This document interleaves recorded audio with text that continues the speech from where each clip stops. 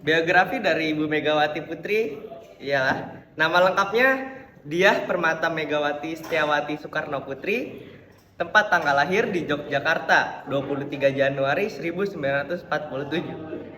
Jabatannya Presiden Republik Indonesia 2001 sampai 2004, Wakil Presiden Republik Indonesia 1999 sampai 2001. Kemudian Ketua Umum PDI Perjuangan dari 2015 sampai dengan sekarang.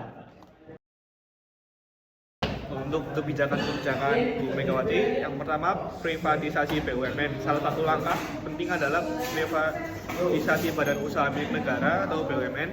Kebijakan ini bertujuan untuk meningkatkan efisiensi dan mengurangi beban fiskal negara melalui privatisasi. Pemerintah berhasil menjual saham beberapa BUMN termasuk Indosat yang membantu mengurangi utang luar negeri. Yang kedua, restrukturisasi keuangan. Megawati menerapkan kebijakan restrukturisasi sektor perbankan dan keuangan. Ini termasuk pembentukan lembaga penjamin simpanan atau biasa disebut LPS dan penerapan standar modal perbankan untuk memperkuat sistem keuangan. Yang ketiga, pengelolaan utang luar negeri. Dalam menghadapi utang luar negeri yang mencapai 150,8 miliar US dollar, Megawati melakukan negosiasi dengan Paris Club untuk penundaan pembayaran utang sebesar 5,8 miliar US dollar. Ini membantu meringankan beban kas negara dan memberikan ruang untuk pemulihan ekonomi. Yang keempat, pemberantasan korupsi. Pembentukan Komisi Pemberantasan Korupsi atau bisa disebut KPK pada tahun 2002 adalah langkah penting untuk meningkatkan transparansi atau akuntabilitas dalam pengelolaan ekonomi. Ini diharapkan dapat mengurangi praktik korupsi yang telah menghambat pertumbuhan ekonomi.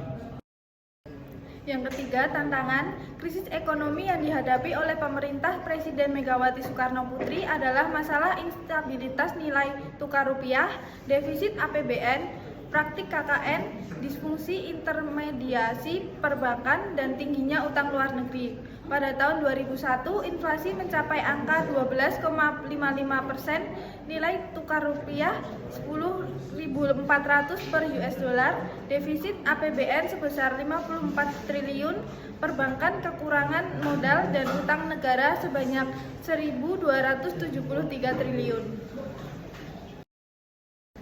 Dan selanjutnya ada dampak dan hasil. Kebijakan tersebut menghasilkan beberapa dampak positif. Yang pertama, stabilisasi inflasi. Inflasi berhasil diturunkan dari 12,55% pada awal masa pemerintahan menjadi sekitar 6% pada 2004. Ini menunjukkan keberhasilan dalam pemerintahan dalam mengendalikan harga dan meningkatkan daya beli masyarakat. Yang kedua, pertumbuhan ekonomi. Pertumbuhan ekonomi meningkat sekitar dari 3,4% menjadi 5% selama masa pemerintahannya. Ini mencerminkan pemulihan yang signifikan setelah krisis moneter. Dan yang ketiga, penurunan kemiskinan. Persentase penduduk yang hidup di bawah garis kemiskinan juga menurun dari 28% menjadi 18% pada akhir masa pemerintahannya, menunjukkan dampak positif dari kebijakan ekonomi yang diterapkan. Dan yang terakhir, peningkatan pendapatan per kapita. Pendapatan per kapita meningkat dari 465 menjadi 930 US dollar pada tahun 2004, mencerminkan perbaikan dalam kesejahteraan masyarakat.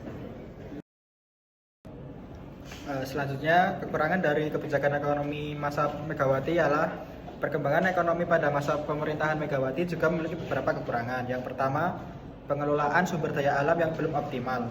Meskipun upaya telah dilakukan untuk meningkatkan pemanfaatan sumber daya alam yang ada di Indonesia, pengelolaan sumber daya alam yang belum optimal masih menjadi kekurangan pada pemerintahan Megawati. Penting bagi pemerintah untuk terus meningkatkan pengelolaan sumber daya alam agar bisa memberikan manfaat bagi seluruh rakyat Indonesia. Yang kedua, lambatnya pertumbuhan ekonomi. Meskipun ada keberhasilan dalam mendorong investasi asing dan memberikan bantuan kepada masyarakat kurang mampu, pertumbuhan ekonomi pada masa pemerintahan Megawati masih cukup lambat. Faktor-faktor seperti krisis global dan kurangnya daya saing industri nasional menjadi faktor yang mempengaruhi pertumbuhan ekonomi pada masa pemerintahannya. Lalu yang terakhir, persaingan global yang ketat. Pada masa pemerintahan Megawati, Indonesia juga harus menghadapi persaingan global yang semakin ketat. Globalisasi ekonomi membawa dampak positif namun juga tantangan besar bagi Indonesia. Perkembangan teknologi dan akses pasar global telah meningkatkan persaingan di bidang ekonomi. Dalam hal ini, pemerintah perlu mengambil langkah strategis untuk memperkuat daya saing industri nasional.